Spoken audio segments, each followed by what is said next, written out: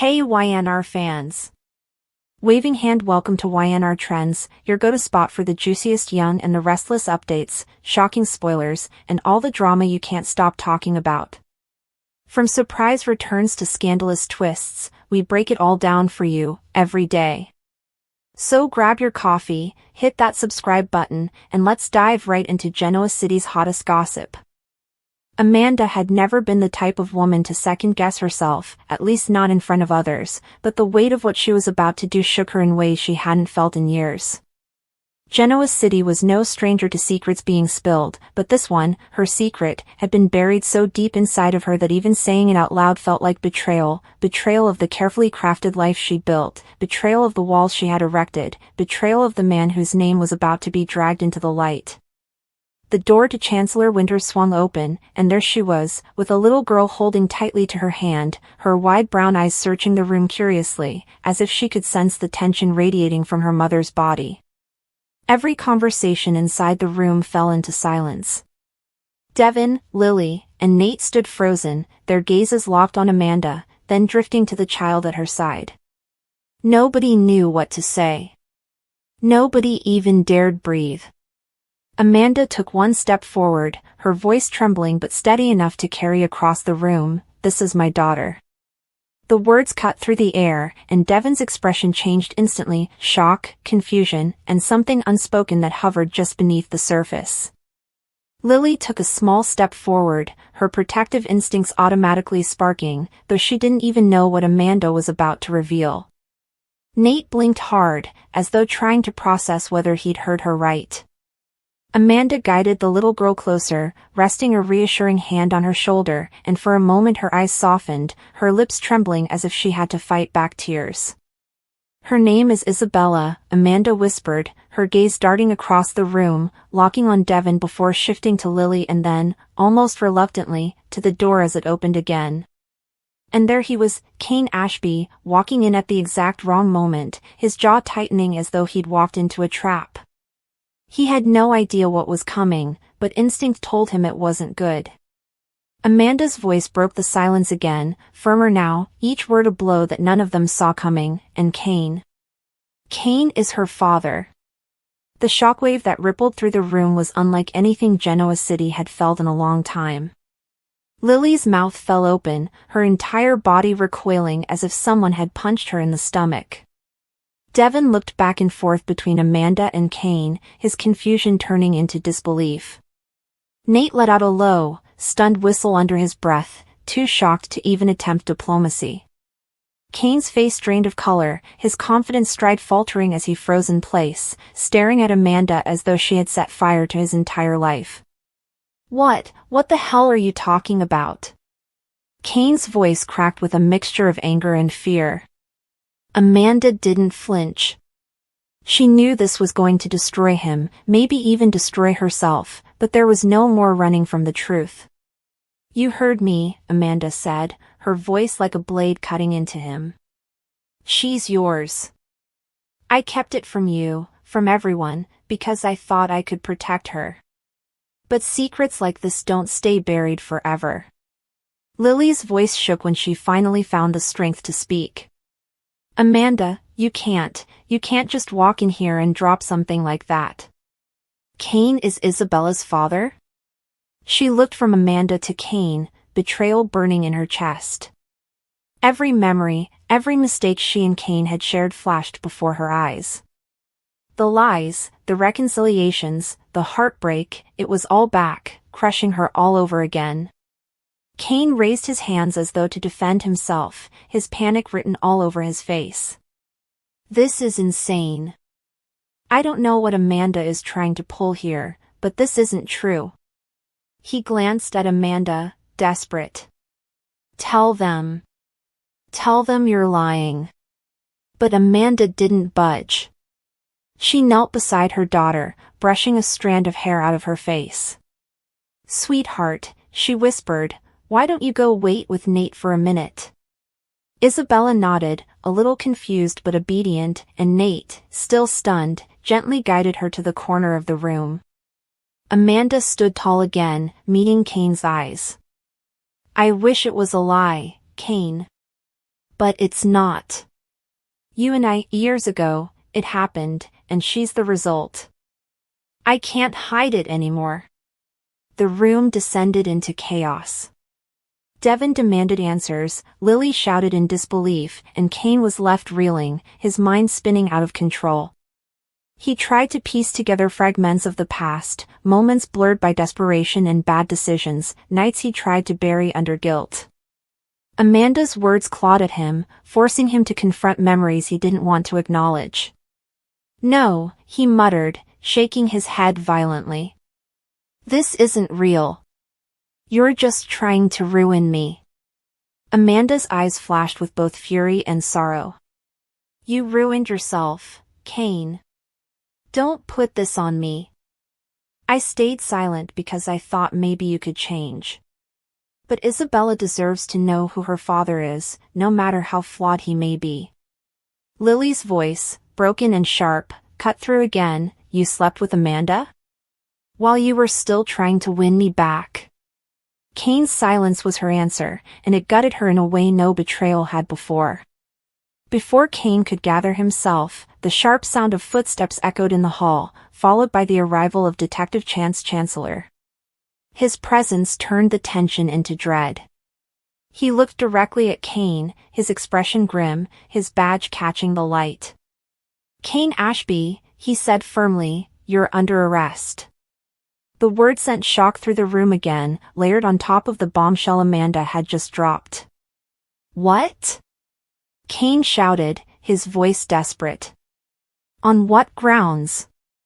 Chance pulled a folded warrant from his pocket, his voice calm but authoritative. We have reason to believe you were involved in the financial fraud scheme at Chancellor Industries. Evidence has surfaced, and it points directly to you. You need to come with me. The room erupted once more, Devon demanding to know what evidence they had, Lily screaming in disbelief, Amanda clutching her daughter tightly as though shielding her from the storm. Kane lunged forward, pointing at Amanda. This is her doing. She set me up. Chance stepped in immediately, grabbing Kane by the arm. That's enough. Save it for your lawyer. Kane's world collapsed in seconds.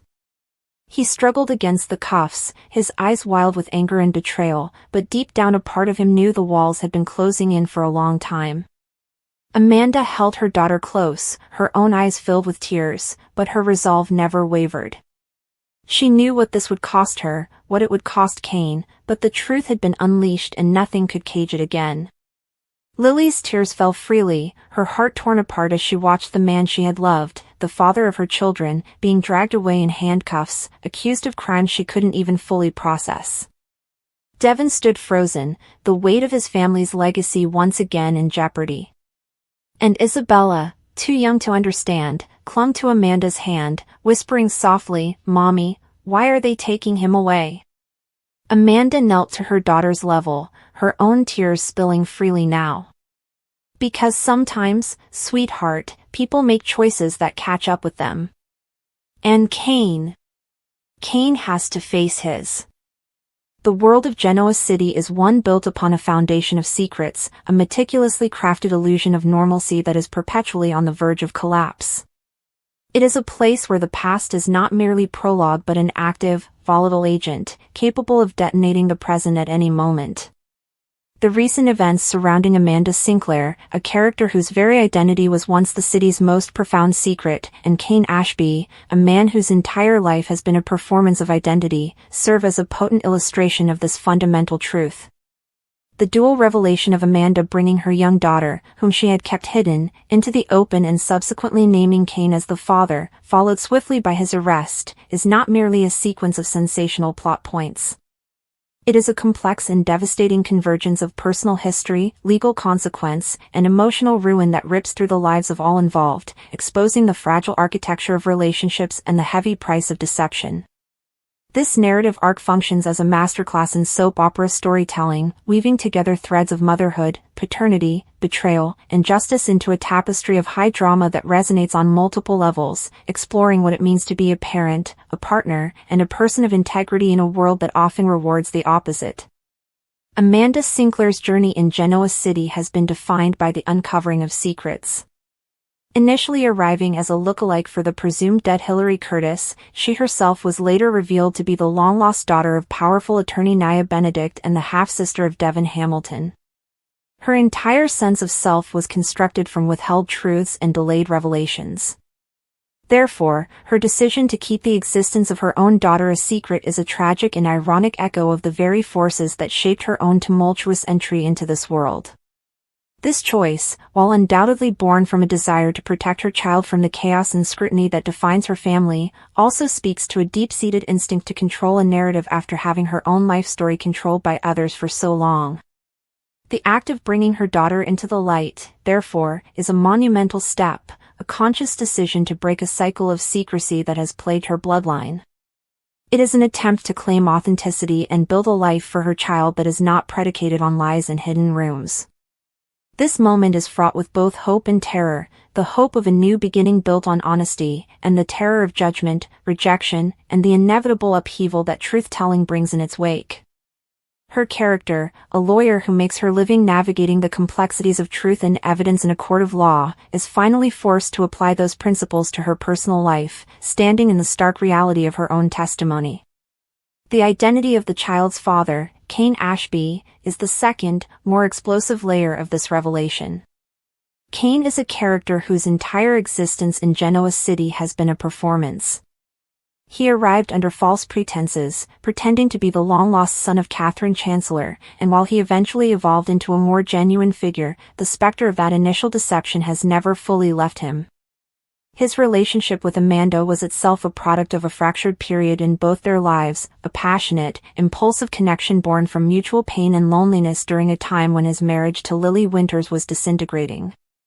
That this liaison resulted in a child is the ultimate consequence of a moment framed as an escape, a temporary salve for deeper wounds. Naming Cain as the father is not just a statement of biological fact, it is the detonation of a bomb under multiple lives. It immediately recontextualizes his past actions, his divorce from Lily, and his subsequent reconciliation with her. It paints him not just as a man who had an affair, but as a man who fathered a child outside of his marriage and remained unaware, or perhaps willfully ignorant, of the result. This revelation strikes at the heart of his current family unit, threatening the stability of his marriage and his relationship with his children with Lily. The trust that was painstakingly rebuilt after his previous infidelities is instantly vaporized, replaced by the bitter ash of a hidden child, a living, breathing testament to his betrayal. The timing and manner of this paternity reveal are crucial to its devastating impact. Amanda's decision to disclose this information is likely not made in a vacuum. It is pressured, perhaps, by circumstance, the child's needs, the increasing difficulty of maintaining the secret, or an external threat of exposure. The delivery of this news to Cain, and by extension to Lily and the entire family, is a moment of supreme dramatic tension. It is a confrontation that has been years in the making, and the emotional fallout is immediate and catastrophic.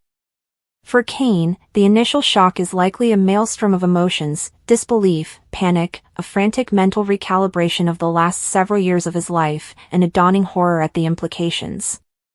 For Lily, the pain is multifaceted. It is the reopening of an old wound, a betrayal that is both fresh and ancient. It is the humiliation of having built a life with a man who has, yet again, proven to be unfaithful in the most profound way possible.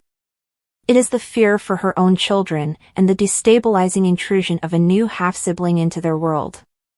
The Winters-Ashby family, a unit that has weathered countless storms, is suddenly facing a hurricane of unprecedented force, one that threatens to wash away the very foundations of their togetherness. Yet, just as this personal drama reaches its zenith, the narrative escalates into the realm of legal jeopardy with Cain's arrest. This is where the personal and the juridical collide with shattering force. The charges against him are unspecified but undoubtedly serious, suggesting a past action catching up with him in the most public and humiliating way possible. An arrest, particularly in the fishbowl of Genoa City, is not a private affair. It is a public branding, a spectacle that marks an individual as an outsider to the society they once moved freely within. For a man like Cain, who has worked so hard to build a reputation of respectability and business acumen after his rocky start, this is a profound fall from grace. The arrest occurring in the immediate aftermath of the paternity revelation creates a diabolical double bind. It completely hijacks the necessary and difficult emotional processing that the family must undergo. Grief, anger, and confusion over the child are immediately subsumed by the more urgent crisis of his incarceration and legal defense. The family is denied the space to breathe, to argue, to weep, or to even begin to understand this new reality. They are forced to pivot immediately from a deeply intimate, personal betrayal to a very public, strategic fight for his freedom. This confluence of events also puts Amanda in an impossibly difficult position. As a lawyer, she possesses the skills to potentially help navigate the legal system, but as the mother of Cain's child and the person who has just unleashed chaos upon his life, her role is fraught with conflict.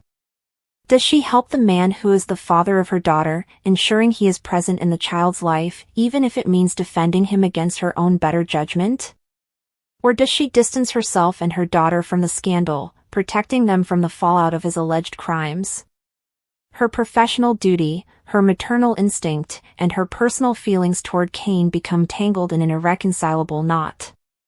Furthermore, the arrest introduces a sinister question: what did Cain do? The nature of the charges casts a long shadow over everything, including his character and his fitness as a father. If the charges are severe, Amanda must grapple with the horrifying possibility that the father of her child is not just an unfaithful husband but a dangerous criminal. This adds a layer of terror and regret to her revelation, potentially making her question whether bringing her daughter into his orbit was a catastrophic mistake.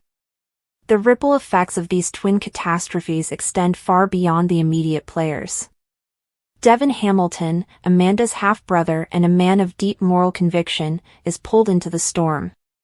His loyalty to his sister is undeniable, but his history with the Winters family and his own complex relationship with Cain create a difficult balancing act.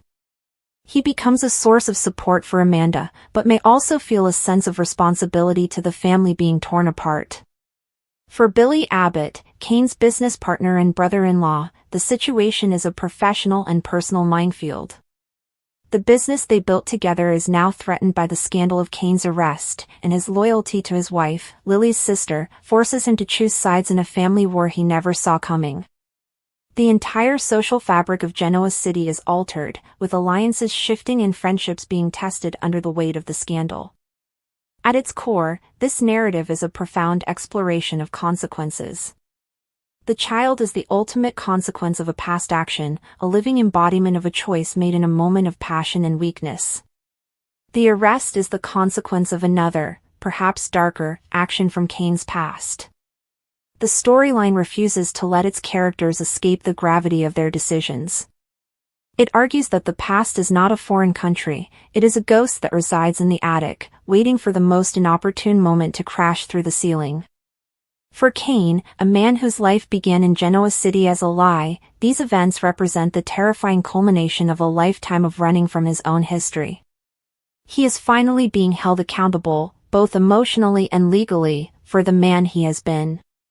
For Amanda, it is a test of whether she can truly escape the patterns of secrecy that defined her early life, or if she is doomed to perpetuate them.